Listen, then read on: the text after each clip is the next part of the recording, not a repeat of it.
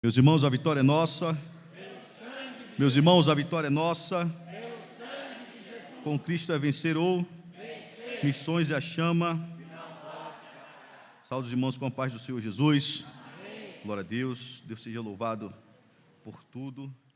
Deus seja louvado por mais uma oportunidade que nós temos de falar do nome do Senhor, de nós estarmos na casa do Senhor para louvar, exaltar e para engrandecer o nome do Senhor Jesus. Amém? Hoje é o culto da vitória e eu creio que Deus tem vitória para as nossas vidas. Amém? Sempre dentro da palavra nós vamos encontrar vitória, já que Ele disse que nele nós somos muito mais do que vencedores. Muito mais do que vencedores é aquele que está acostumado a sempre lutar para vencer. Então em Cristo nós somos muito mais do que vencedores. Abre a sua Bíblia comigo em Cânticos de Salmos, Salmos de número 42, do verso 1 ao verso 3, Salmos 42, verso 1 ao verso de número 3. Glória a Deus.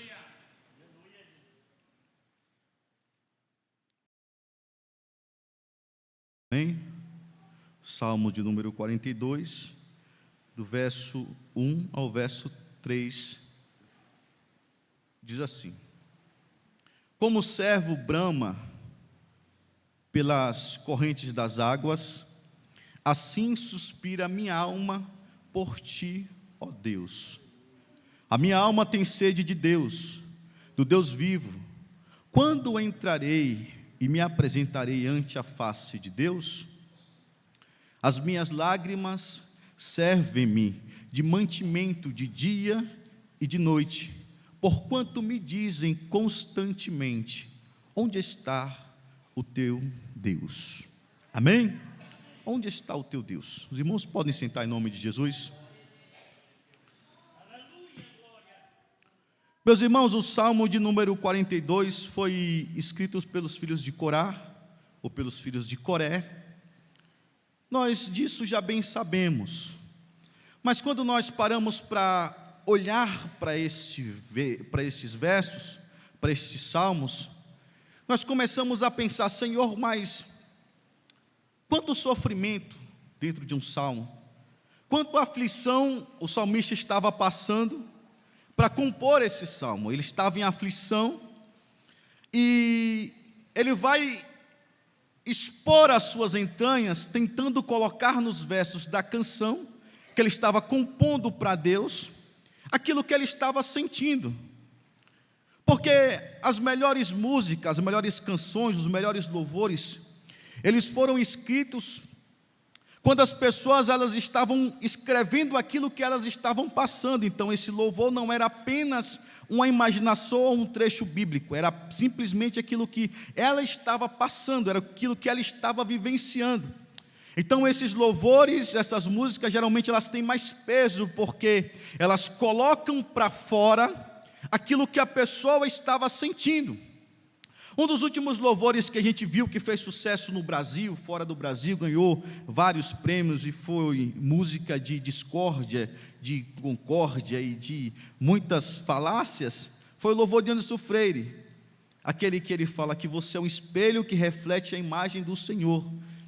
E houve-se muitas críticas e ao mesmo tempo muitos aplausos e todo mundo cantava e enfim o louvor explodiu.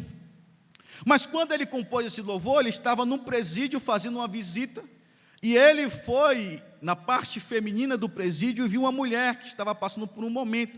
Ele olhou para aquela mulher e de repente o Espírito Santo começou a falar na voz dele. Ele começou a escrever aquele cântico e dizendo que aquela mulher estava naquela situação, mas ela era um espelho que iria refletir a glória do Senhor. Aquela mulher se converteu, aquela mulher saiu do presídio, aquela mulher simplesmente grudou naquelas palavras daquela canção, e aquilo mudou a vida dela, porque foi algo que naquele momento estava sendo vivenciado. Quando nós olhamos aqui para o Salmo de número 42, a gente vai ver, nós vamos ver, que o salmista está passando pela mesma coisa. Ele está passando por um momento de aflição que não foi simplesmente porque a alma dele acordou aflita, porque a alma dele estava angustiada, As pessoas estavam em cima dele, porque observaram a situação que eles estavam vivendo, e sempre lhe questionava: onde está o seu Deus? Onde está o seu Deus? E isso começou a trazer aflição para a alma do salmista. O salmista então vai compor estes versos. E o que me chama a atenção é que quando ele vai fazer a composição, ele começa a observar para um servo. Ele olha para o servo e ele faz a comparação do servo com a situação que ele estava vivenciando. E ele começa a dizer: assim como o servo brame pelas correntes das águas, assim a minha alma suspira ou anela pela presença do meu Deus. Não era à toa que ele estava olhando para o servo e fazendo uma comparação do que ele estava passando, do que ele estava necessitando, para aquilo que aquele servo também estava necessitando. Nós bem sabemos que o servo, ele é um animal, e quando ele está desfalecendo de sede, quando ele começa a sentir muita sede, ele começa a exalar um cheiro. E quando ele começa a exalar esse cheiro, então, ele começa a ficar mais preocupado por dois motivos. Primeiro, porque ele está muito sedento. Segundo, porque o seu cheiro fica cada vez mais intenso. Quando ele começa a bramir, é uma angústia da alma do servo, procurando a corrente das águas. Ele então começa a bradar, clamar e suspirar bem alto. Então é possível ouvir o suspiro, o bramido do servo, anseiando pela corrente das águas. E ele começa a respirar ofegantemente, procurando fonte de águas, para que possa saciar a sede. Porque o objetivo do servo era saciar a sede, o segundo era manter-se vivo, porque quanto mais hidratado ele estiver, menos o cheiro é exalado, e quanto menos o cheiro é exalado, menos os predadores terão acesso a ele. Então ele conseguiria se esconder mais fácil. Então o que na verdade o servo faz ao bramir é simplesmente por sede e por medo da morte. Então ele sabe que quando encontrar a água, ele vai encontrar também refrigério para a sua vida. O salmista vai olhar para o servo bramindo pela corrente das águas, ele vai dizer: Senhor, assim como este servo necessita da água que é essencial para a sobrevivência humana, assim a minha alma anseia e anela pela tua presença, ó Deus. Ah, Senhor, como a minha alma depende de ti, como a minha alma depende da tua presença. O servo, o animal, as árvores, o ser humano sabe que sem água é impossível viver. O ser humano conseguiu evoluir, a ciência evoluiu bastante, mas nós sabemos que sem água, irmãos, é impossível a sobrevivência humana. O salmista olha para o servo e ele vai dizer: assim como esse animal não consegue sobreviver sem água, assim eu também não sobreviverei sem a tua presença. A tua presença, ó Deus, ela é indispensável na minha vida. A tua presença é suficiente para a minha vida. A tua presença é essencial para a minha vida. Sem a tua presença eu não vivo. Sem a tua presença eu não subsisto. Sem a tua presença eu não conseguirei. Ah, Senhor, a minha alma suspira. Eu começo a ficar ofegante quando eu me sinto longe da tua presença. E assim como aquele corvo, ele brama, ele grita, ele anseia pela água, assim também eu anseio pela tua presença, meu rei. Assim também eu anseio pela presença do meu Senhor. Aleluia. Irmãos, quando nós olhamos para este salmo, nós paramos para nos perguntar: quanto tempo faz que eu não anseio desse ponto pela presença do Senhor? Porque o servo, como eu expliquei, ele tinha sede, estava desidratado, estava correndo risco de morte. O salmista vai fazer a comparação da vivência dele, do que ele estava passando, daquilo que ele estava sentindo no momento, com o servo. E ele vai se comparar e dizer: sem a tua presença, Senhor, eu desfaleço, eu fico desidratado e fico desprotegido. Sem a tua presença eu não sobreviverei. Porque às vezes nós nos portamos como o povo de Israel quando caminhou no deserto. O povo se preocupava apenas em cobrar a Moisés, em pedir a Deus aquilo que lhe faltava. E hoje não é muito diferente. Nós estamos acostumados a ver pessoas que vão para a igreja buscar um suprimento para a sua necessidade. Não, meu Deus, meu casamento está atribulado e eu preciso que o Senhor mude a situação do meu casamento. Não está errado, porque nós temos que buscar auxílio em Deus realmente. Mas nós erramos quando nós só lembramos de Deus nos momentos difíceis da vida. Então, o cinto apertou, eu lembro que existe Deus.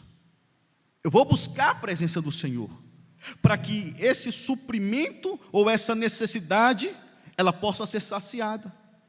Então, às vezes, as pessoas estão acostumadas ou se acostumando a ir para a casa de Deus para buscar uma bênção, se esquecendo que o maior fundamento não tem que ser eu ir buscar uma bênção, ou seja, eu preciso ser uma bênção, porque desde que Deus falou para Moisés, ser tu uma bênção, e nós passamos a ser raiz, também quando Deus falou para Abraão, e nós passamos a ser raiz de Abraão também, por Cristo, nós passamos também a herdar a promessa, então nós precisamos também ser uma bênção, ou seja, começou em Moisés, e continua em mim e você, seja tu uma bênção, ou seja, por onde eu passar, eu preciso ser uma bênção, a bênção ela vai vir para mim, mas eu preciso também ser uma bênção na vida daquelas pessoas que estão ao meu redor, eu preciso ser uma bênção.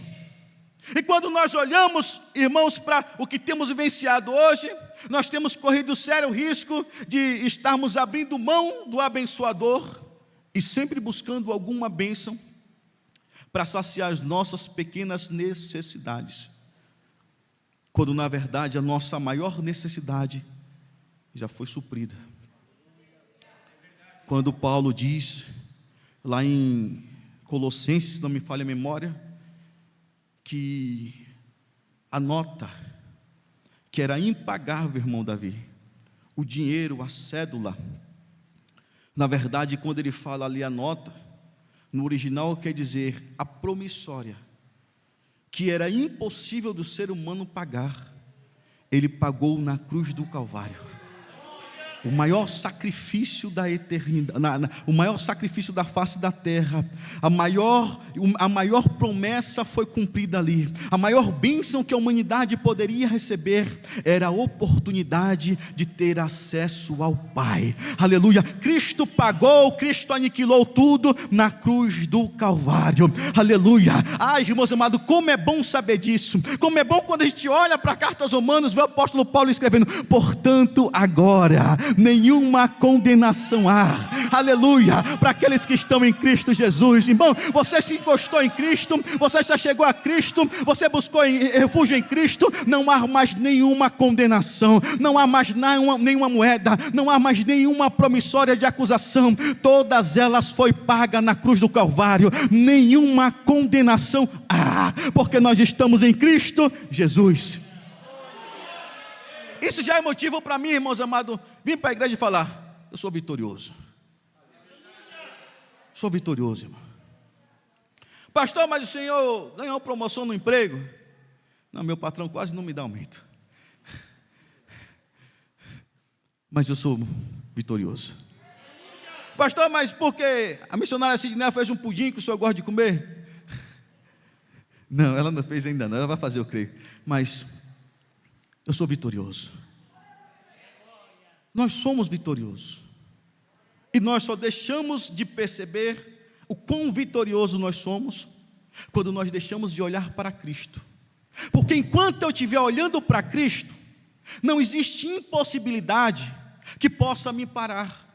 Não existe dificuldade, não existe grau de dificuldade, irmãos, que possa parar você. Porque o seu alvo é Cristo. Então todas as coisas começam a perder as forças quando a nossa visão está em Cristo. Você se lembra que quando Pedro estava olhando para Cristo, ou enquanto Pedro estava lembrando da promessa de Cristo, ou do convite de Cristo, quando foi para descer do barco, ele falou, Senhor, eu posso ir ter contigo? Ele falou, Pedro, vem. Enquanto ele estava pensando nisso, ele estava caminhando por cima das águas, mas quando ele parou para ver, ou para ouvir o vento, quando ele parou para ver que as ondas ainda continuavam altas, ele começou a afundar. Quando eu deixo de olhar para Cristo e começo a olhar para o grau de dificuldade do problema que eu estou enfrentando, eu deixo de ser vitorioso, porque a vitória não está quando eu consigo vencer alguma etapa, alguma coisa. A vitória está quando eu entendo que Cristo está comigo e que com Ele eu vou vencer os problemas, porque a minha confiança nele aumenta, a dificuldade das coisas diminui, e eu vou se achegando cada vez mais perto de Cristo. Aí eu vou caminhando com Ele, falando: se Cristo comigo, vai, eu irei, não temerei e vencerei, porque Cristo é a minha força, Cristo é o meu advogado, Cristo é o meu antecessor, o meu intercessor, Cristo vai na minha retaguarda, Cristo é que me guarda, é Cristo, é Cristo, é Cristo. Quando eu entendo que em Cristo eu vou vencer, eu já vou entrar em campo de batalha sabendo, eu vou vencer essa batalha, porque eu vou com o nome do Senhor. É diferente, irmão, é diferente. O salmista, ele está aflito, o salmista, ele está passando por dificuldade, mas ele não vai escrever um salmo desesperado e terminando o salmo como um derrotado. Ele vai escrever o salmo dizendo que a alma dele não está desfalecendo pela angústia. Não, ele coloca a angústia de lado, a aflição de lado. Ele vai falar: a minha alma está anelando pela presença do Senhor, a minha alma depende da presença do Senhor. Eu estou ansioso, eu estou suspirando. Por quê, pastor? Está passando mal? É alguma coisa? Não, eu não tenho tempo para isso. Eu estou ansioso pela presença do Senhor. É a presença do Senhor. O meu remédio é a presença do Senhor. Quando eu me encontrar com o Senhor, quando a minha alma se deleitar na presença do Senhor, eu serei suprido das minhas necessidades. Aí, irmãos, ele vai dizer que assim como o servo, ele estava bramindo, procurando, e sabia que ele iria encontrar, porque o servo, ele tem um faro muito aguçado, e rapidamente ele consegue encontrar as correntes das águas, pelo barulho, ele rápido encontra. Então o salmista, ele não está descartando aqui a presença de Deus, ou Deus intervir na situação dele. Ele está querendo se comparar com o servo, até mesmo dizendo: assim como rapidamente ele consegue encontrar água, rapidamente também essa minha necessidade será suprida. Eu só preciso me encontrar com o meu Senhor. Aí ele vai dizer aqui no verso 2: a minha alma tem sede de Deus. Aleluias. A minha alma tem sede de Deus, do Deus vivo. Aleluias. Porque às vezes nós temos sede de alguma coisa. Alguém tem sede de Coca-Cola? Como não bebo, eu tenho sede às vezes de água com gás. Só que interessante é que água com gás, ou refrigerante, ele não supre a sede de água. Porque por mais que você tome 2 litros de refrigerante, daqui a pouco você está com sede de novo.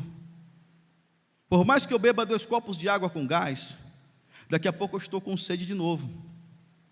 Mas quando eu bebo água, além de me hidratar por completo, ela também sacia a minha sede.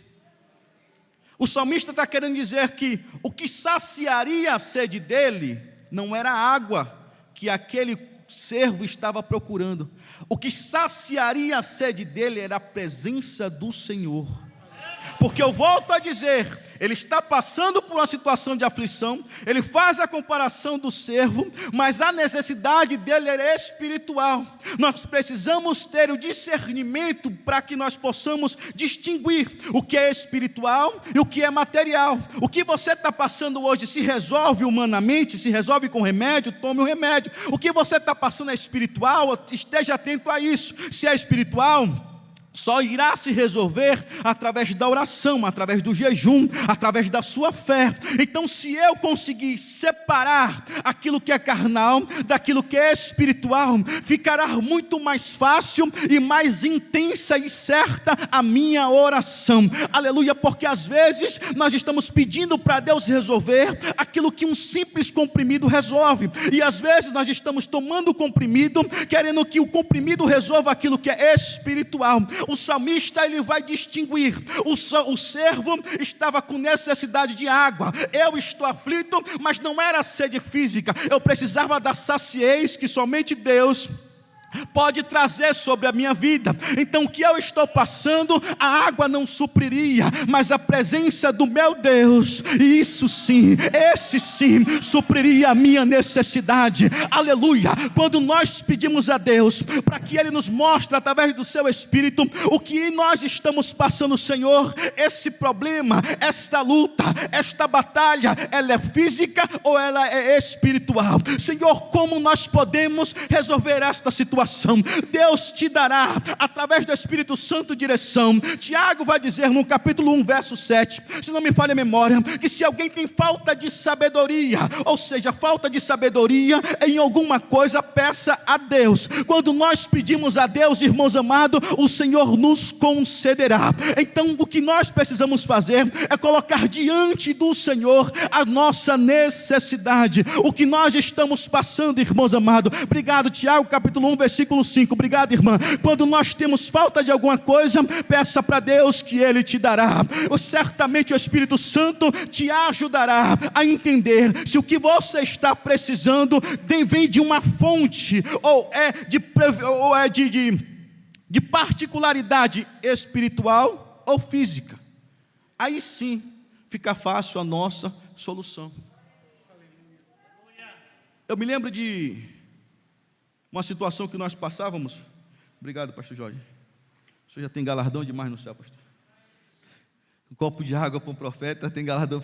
É o que a Bíblia nos diz, né? E eu me lembro que no Getsemane estávamos passando um problema com a jovem, que ela estava tendo muito ataque, e ela se mutilava, ela se cortava, e aí ficava aquela briga. Uns diziam que era demônio, outros diziam que era depressão, levava para o psicólogo passava para o psiquiatra dava remédio e não resolvia. Eu falei, isso não é demônio,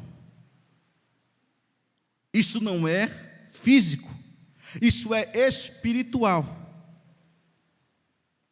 Porque não era o problema no psique daquela jovem, o problema não ia ser resolvido com remédio. Então quanto mais remédio ela tomava, a situação continuava e o estômago dela ficava ruim.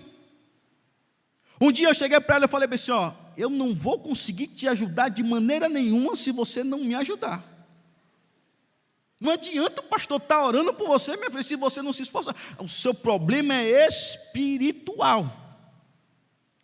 Pastor, mas eu não consigo. E um dia nós orando, o Senhor me deu uma visão, de enquanto ela louvava, enquanto ela pregava, enquanto ela se colocava na disposição de Deus, uma luz exalava do corpo dela. E quando essa luz exalava, eu via um monte de demônios, assim, mas irmão, um monte mesmo, e eles se afastavam porque não suportavam aquela luz. E de repente ela olhava para um lado e para o outro e se distraía com as coisas da vida, e aquela luz ia se ofuscando, e de repente de novo aqueles demônios vinham. E eu falei para ela, enquanto você se lançar na presença do Senhor, você será luz, e essa luz que há em você não permitirá com que você perca o equilíbrio e esse mal domine sobre você. Passou um ano a gente lutando, passou 2 anos a gente lutando, e aí graças a Deus ela entendeu isso. Depois que ela entendeu isso, o mal caiu por terra, porque ela entendeu que não era o remédio a necessidade dela. A necessidade dela não era o médico, porque a necessidade dela era espiritual. Então quando ela colocou a vida dela no altar do Senhor, a necessidade dela foi suprida e Deus deu vitória. Então o salmista aqui, ele vai entender que o que ele precisava não era do copo de água. Obrigado, pastor Jorge, mais uma vez. O que ele precisava não era da água física.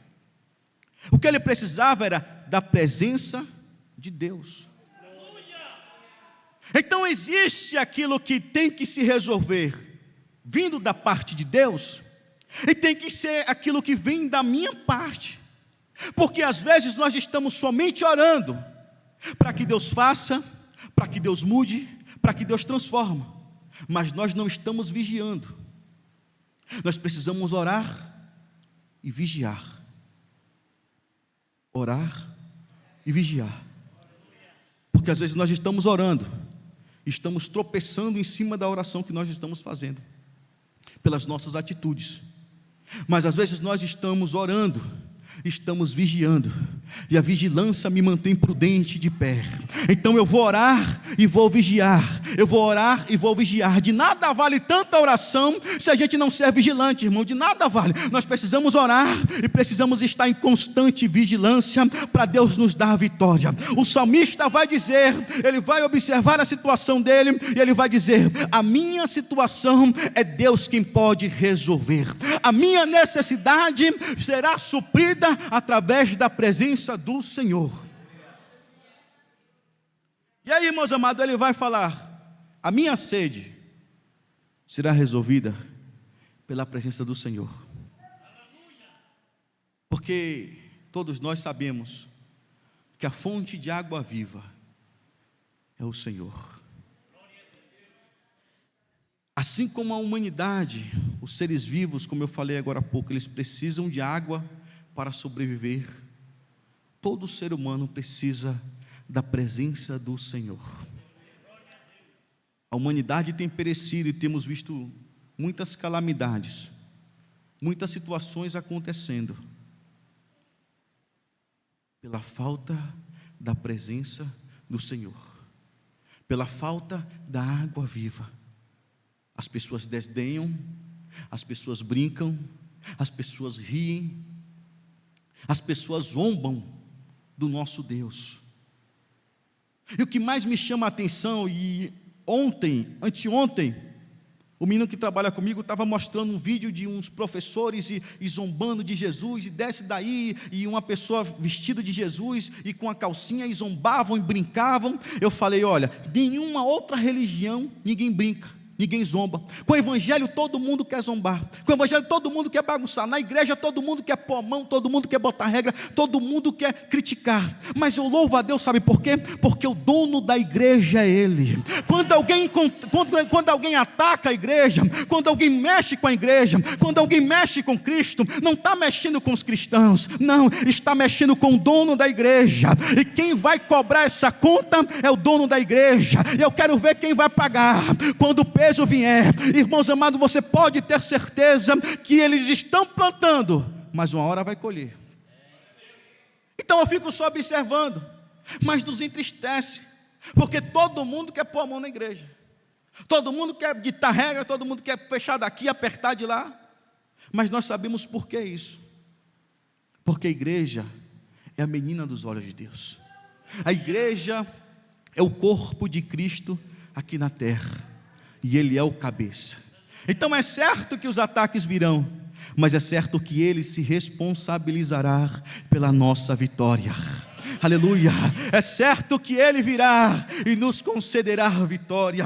Aleluia, porque Ele, irmãos amados, é a fonte de água viva. A mulher samaritana, meu irmão, quando ela estava com sede, quando ela foi buscar água, João capítulo 4, versículo 14, Jesus vai dizer que aquele que beber da água que eu lhe der, nunca terá sede. Porque a sede física, como eu falei agora há pouco, ela é suprida pela água. A necessidade física é suprida, mas só que a necessidade espiritual só é suprida pela presença do Senhor. E sabe aonde nós temos errado? Eu digo nós, a humanidade, porque tem buscado refúgio naquilo que não vem dos céus. O próprio Deus vai falar assim: ó, por que gasta dinheiro naquilo que não é pão? Aquilo é um sentido espiritual. Por que as pessoas estão tentando comprar aquilo que o dinheiro não compra? É viagem, é drogas, é bebida, para tentar suprir uma necessidade, para tentar suprir uma falta que não vai ser suprida. Porque o que é essa falta, pastor? É a falta da presença de Deus. O salmista angustiado, ele vai dizer: a minha alma será suprida pela presença do Senhor. Aleluia. Você pode observar, irmãos, quanto mais a pessoa usa droga, mais ela vai usar. Ela pode até no outro dia de ressaca, no outro dia ruim, ela pode até estar deprimido, chorar, falar que não vai mais usar, daqui a pouco ela vai buscar de novo. porque ela está tentando suprir uma necessidade na carne, mas só que a necessidade é espiritual.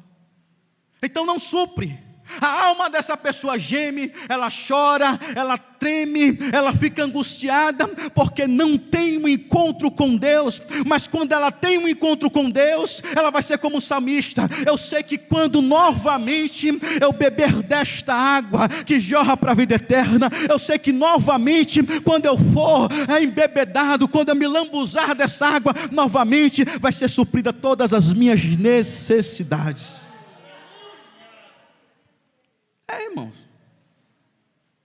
porque mesmo estando servindo a Deus, há momentos que a angústia lhe pega,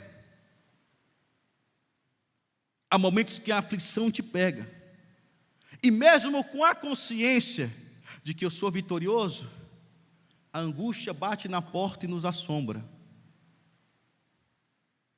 E eu costumo sempre, quando eu estou angustiado, eu costumo me trancar no quarto, apagar as luzes, desligar tudo e ficar só eu e Deus,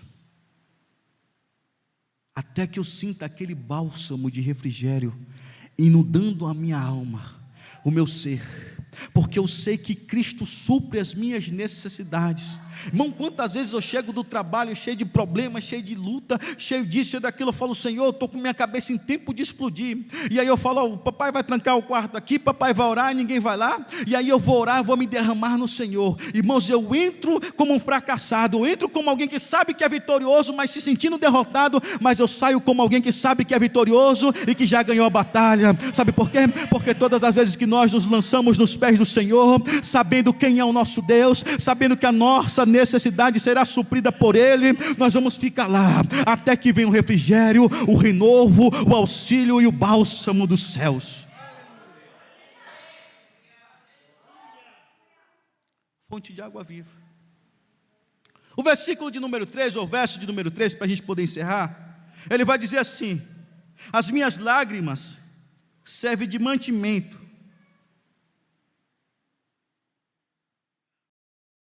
Salmos 42, 3. 42, 3.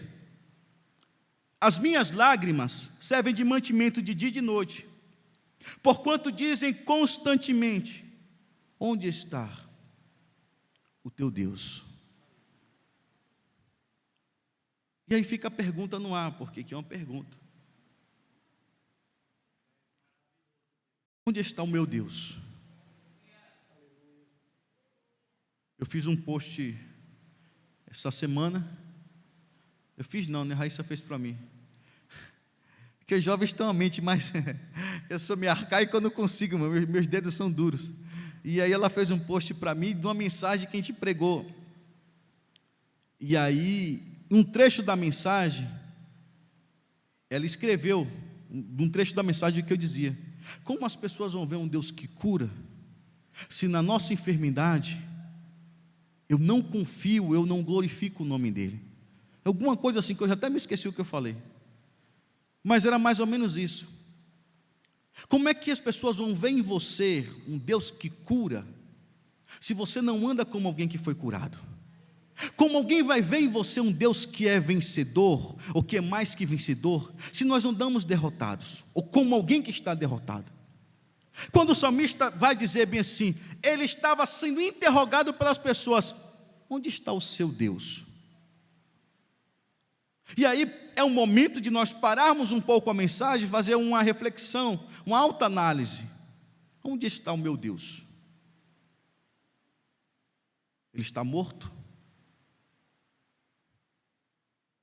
Porque infelizmente às vezes nós vivemos como se ele estivesse morto.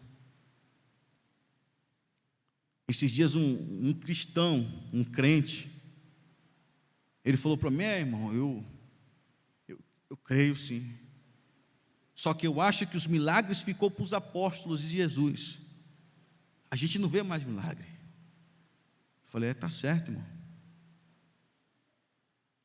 entendo, eu respeito a sua opinião, mas você já se olhou no espelho? Hoje, Como é que tu está respirando? Você já parou para analisar que você é um milagre vivo? Você já calculou quantas pessoas morrem por segundo? Ontem eu perdi um amigo que ele estava indo de uma cidade para outra, bateu o carro na árvore e morreu. Estava bem, saudável, partiu. Você já parou para analisar que só de você estar vivo já era para ser um cântico de vitória? Só no amanhecer eu já teria que levantar glorificando a Deus. Obrigado, Senhor. Como salmista, eu me deitei, dormi, acordei, porque o Senhor me sustentou. Aleluia. Só de você vir para o culto, meu irmão, já é uma vitória. Só do Espírito Santo te trazer aqui é sinal de que Deus ainda é contigo, que o Espírito Santo ainda tem bênção sobre a tua vida, tem vitória para o teu coração. Só do Espírito Santo permitir você chegar até a casa do Senhor é sinal de que tem vitória dele para a sua vida. Só que nós precisamos viver, não como se ele estivesse morto. Porque, irmãos, às vezes, mas não acontece mais. Não acontece porque tu não vê. Porque, infelizmente, as pessoas às vezes querem ver o natural, se portando diante de Deus de uma maneira natural. Quando Jesus diz, em João capítulo 4, ele diz assim: Deus é Espírito, e importa que aqueles que o adorem na carne, não, o adorem em espírito e em verdade. Então, quando nós estivermos servindo a Deus e usando não a nossa carne, mas entrando na presença dele em espírito, nós vamos ver coisas que só os espirituais conseguem enxergar. Nós vamos ver coisas que o carnal não consegue. Porque, irmãos, a pregação do evangelho é loucura para os olhos humanos, mas para nós que estamos no espírito é o poder de Deus. Quando nós, irmãos amados, passamos a servir a Deus em espírito, em verdade, nós vamos ver milagres, vamos ter testemunho para contar, e sempre vai haver bênçãos para alguém testemunhar. É diferente, irmão. Aí eu chego na igreja, chego na presença do Senhor, eu não oro em casa, eu não leio Bíblia, eu fico o tempo todo nas redes sociais, não tiro um tempo para oração, jejum nem se fala, oração passou longe, vai ler Bíblia, pastor, não consigo ler. Aí eu venho para a igreja, não, Jesus, fala comigo, rasga os céus com o seu poder, usa o pregador. Deus vai usar o pregador, mas vai receber aquele que está em espírito. Deus vai usar o cantor, mas vai receber aquele que está em espírito. Porque aquele que está em espírito, ele está conectado com as coisas do céu. Ele esquece TikTok, ele esquece rede social, ele esquece tudo, ele está ligado no céu. Ele sabe que agora ele está em campo de batalha. Não posso tosquenejar, não posso cochilar, não posso vacilar. Eu preciso estar conectado com o trono da graça, eu preciso estar ligadinho com os céus. Aí, irmãos amados, o meu culto é diferente para Deus, a minha entrega é diferente para Deus. A minha vinda na igreja não vai ser uma vinda para um culto, não vai ser uma vinda porque ia pregar, porque ia orar, porque ia cantar, não. A minha vinda vai ser na casa do meu Deus. Eu vou na casa do meu rei, do meu Senhor. Eu vou lá que eu anelo pela presença dele. Eu vou lá porque eu quero deleitar a minha alma na presença do meu Deus. É diferente, irmão. Tem dia que eu chego aqui só misericórdia. Foi carro para lavar, foi correria, foi problema. Eu falo, Jesus, a minha vontade era deitar e dormir. Como bom baiano, eu gosto de dormir. Mas eu sei que agora não é a hora. Tira o cansaço. Tira aquilo que é espiritual, porque o inimigo aproveita do teu cansaço para botar mais peso ainda. Senhor, tira aquilo que é espiritual e me ajuda na minha carne, para mim não desfalecer no culto. Por isso que dificilmente você vai ver eu cochilando no púlpito. Não é porque eu coloco um prego no olho, não é porque eu sou, não, irmão. Porque por mais que eu esteja cansado, eu falo, Senhor, o cansaço vai ficar de lado agora. Eu preciso deleitar a minha alma na tua presença. Eu preciso derramar a minha alma na tua presença. Então, meu irmão, o meu culto não é para quem olha e fala: oh, o pastor Mazinho está no Espírito. Não, não, o meu culto não é para ninguém. O meu culto é para Deus. A minha adoração, o meu glória, o meu louvor é para Deus, porque eu sei que eu vim debaixo de vitória. Eu sei que eu vou sair vitorioso. Eu sei que eu sirvo a Deus, porque Ele é um Deus de vitória. Aleluias. Então, irmãos, em nome de Jesus, não sirvam um Deus morto, não. Sirvam um Deus vivo. As pessoas podem até te afrontar, as pessoas podem até falar mal de você, mas quando ela mexer com você, por conta do Deus que você serve, não aceita não. Bom, não aceita não. Eu me lembro que quando roubaram o estacionamento um dia, o Espírito Santo me avisou. Eu saí de casa para o estacionamento, eu falei: Cid, vai acontecer alguma coisa ruim. E irmão, se tem uma coisa complicada é você falar para a mulher que vai acontecer uma coisa ruim. Não, para com isso, para que você não vai morrer agora não, não pode não. Eu falei: não, não, bem, não vou morrer agora. Eu não sei o que é, mas é uma coisa ruim. Só que o Espírito Santo de Deus, ele é tão gracioso, que Ele me mostrou que eu iria passar por conta daquilo que eu havia feito. O carro da mulher estava na frente, eu estava em casa, ela falou: meu carro está na frente ou está no fundo? Porque é colocado um carro na frente do outro. Eu fiz a proeza de mentir para ela. Falei: o seu carro é o último. Ela: então não vou sair agora não, pode deixar. Aí quando eu desliguei o telefone, o Espírito Santo falou: por que você mentiu? Aí Jesus: me perdoa, Senhor, tem misericórdia de mim. Aí quando eu orei para sair, o meu coração apertou. E aí eu fiquei: ai meu Deus, tem misericórdia, Jesus tenha compaixão, apertando. Falei: Jesus, é o preço que eu tenho que pagar, eu vou ter que pagar, porque a semente foi lançada, o plantio foi feito, a colheita chegou. Falei para ela, saí. Quando eu estou voltando, eu abri o portão do estacionamento, desci com o carro, passou um rapaz olhando para dentro do estacionamento. Falei: fui roubado. E a gente que já foi meio atrapalhado na vida, parece que a gente tem um sangue, você conhece. Você fala: ih, perdi. Passou o primeiro, e eu olhei para um lado, eu falei: onde eu me escondo? Na hora que eu abri a porta do carro, ele desceu 2. E ele voltou: encosta aqui é um assalto, encosta aqui é um assalto. Eu falei: não, tranquilo, pode levar o carro que você quiser levar. Se quiser, eu vou para o fundo do estacionamento. Ele: tem câmera ou não? Tranquilo, porque eu não podia deixar ele nervoso. Ele falou: eu gostei de você, velho. Eu falei: tá bem, fica à vontade aí, eu vou lá para o fundo, tem seguro aí. Aí ele pegou, levou o carro. Graças a Deus foram os 3 num carro só, cada um levou um carro. Quando de repente eu liguei para o meu irmão, a gente ligou para a polícia e foi aquela coisa toda. Chegou um primo meu, ele falou para mim a seguinte questão: Davi, você não está aqui orando e lendo a Bíblia todo dia? Por que Deus não te protegeu? Por que Deus não guardou você? Aí eu olhei para o relógio. E crente que anda no Espírito, ele não tem um juízo meio certo, irmão. Eu olhei para o relógio e falei: ó, 7h45, a polícia vai ligar dizendo que o carro chegou. Ele falou assim: essa eu quero ver. E eu dentro de mim: meu Deus, não deixa passar vergonha não, Jesus.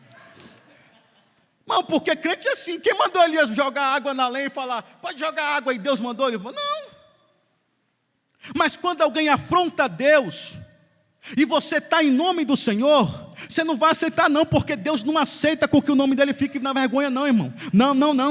O Deus que eu sirvo, ele nunca ficou envergonhado. Não, irmão, enquanto me afrontar, beleza, mas dizer que o Deus que eu sirvo não pode impedir um roubo, não, isso não. Ele é capaz de suprir toda a minha necessidade. Irmãos, Deus é Deus de provisão. Deus é Deus que não deixa o seu servo na vergonha. 7h35, 10 minutos antes, a polícia liga e falou: o carro só está sem a chave, mas está aberto, está tudo no lugar, só levaram a bolsa que a moça falou que tinha dentro. Eu falei: e aí, bonitão, Deus providencia ou não providencia? Deus supre todas as nossas necessidades, meu irmão. Aí você ficar chorando nas pitangas: oh Jesus, por que o Senhor deixou? Por que o Senhor permitiu? Não, eu menti lá atrás, eu errei lá atrás, eu me consertei do erro, mas eu me consertei com Deus. Mas alguém vir falar que Deus não guardou, alguém vem querer afrontar Deus? Isso não, irmãos.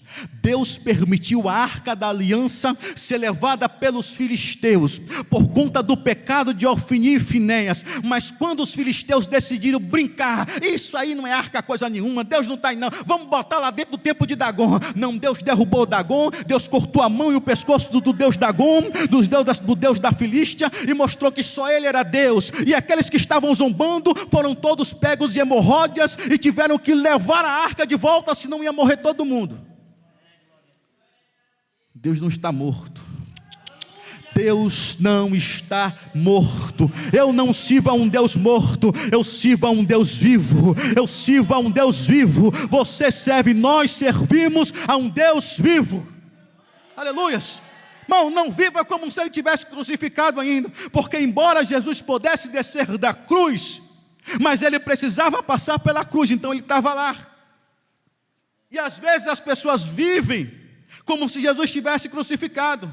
Respira, fala, mas está pregado na cruz.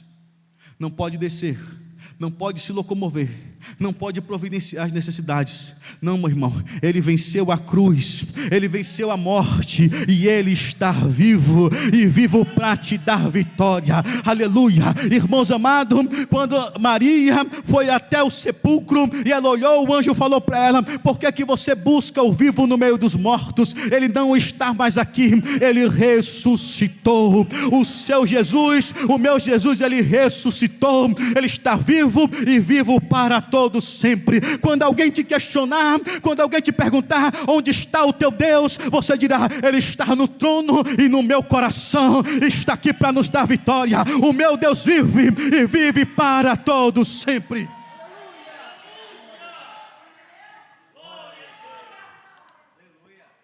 Deixa eu parar que já deu a hora. Onde está o teu Deus? Está aqui, está vivo. Ele venceu a cruz, ele venceu a morte, e ele está vivo para te dar a vitória. Amém? Forte abraço, Deus te abençoe.